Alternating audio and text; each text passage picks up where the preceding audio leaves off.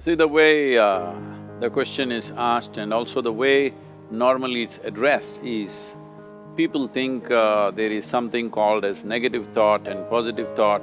They want to remove the negative thoughts and have only positive thoughts. But such people, I would ask them to just experiment for 10-15 seconds.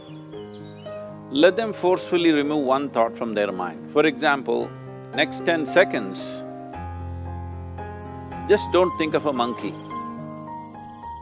Try not to think of a monkey for next 10 seconds. You will see you will be full of monkeys. So what I'm saying is, this is the nature of your mind, because in this mind, all the three pedals are throttle. There is no brake, there is no clutch. Whatever you touch, it will only go faster. In this kind of mind, people have been taught from moral teachers and religious teachers, do not think about bad things. Well, since then it's been a full-time job. So there is no way you can handle the mind like this. This doesn't need any great enlightenment. If you spend 2 minutes with your eyes closed, you will realize you cannot do anything forcefully with this mind. So, I want to remove negative thoughts.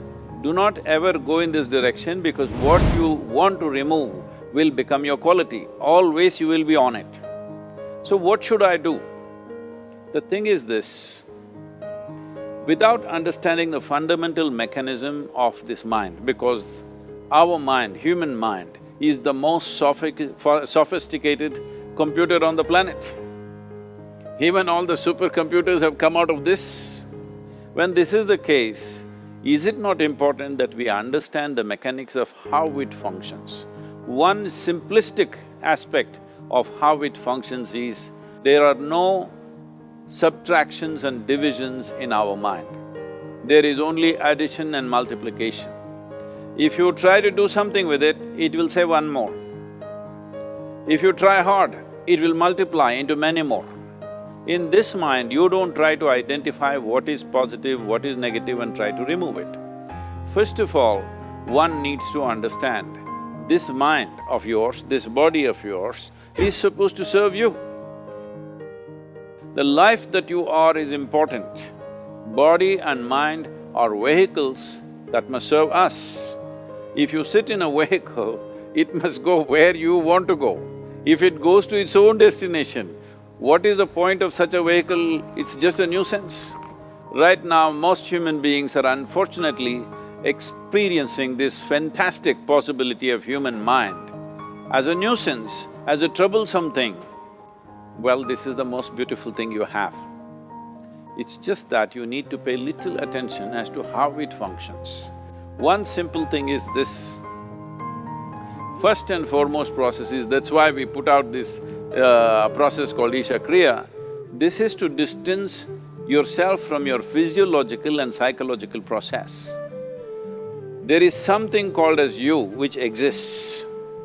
This is not a composite of all your thoughts and emotions and physiological processes. Beyond that, there is you. If you close your eyes, even if you cannot see anything, you're still there. It is through the window of your eyes that you're looking out, but if you close your eyes, it doesn't mean that you don't exist, you still exist. So beyond your thought, you still exist, beyond your emotion, you still exist. So that you, the life that you are, this has to come into your experience. Why is it that you're not allowing that to come into your experience, which is the most significant aspect of who you are? Who you are right now, the most significant aspect is, you and me are alive right now, this is it. What I'm thinking, what you're thinking is not the important thing. We are alive right now, that is the important thing. So, it is important that you focus on this fundamental sense of aliveness within you, and then you will see there is a natural distance between you and your thought process. Once there is a distance between your psychological process and your physiological process, this is the end of suffering. Because there are only two kinds of suffering that human beings go through, physical suffering and mental suffering. Once you create a little space between you and your mind, between you and your body, this is the end of suffering. This is something every human being has to experience and know, otherwise thinking I will just remove negative thoughts and I will have positive thoughts, all the best, it's not going to work 100%, it's not going to work because nobody can remove it, they can avoid it for some time. So when negative thoughts come, you say Ram Ram, Shiva Shiva, whatever you want, but this is just avoiding, it's not gone. The moment you stop that, it will pop back with great force, otherwise it'll come back in your dreams. So it's very important, first of all you need to understand your anger, your resentment, your fear, your anxieties, the negativity that you generate, it is always directed towards somebody. But we need to understand this is poisons that we are drinking and expecting somebody else to die. Fortunately, life doesn't work like that. If I drink poison, I die. If I drink poison, you don't die.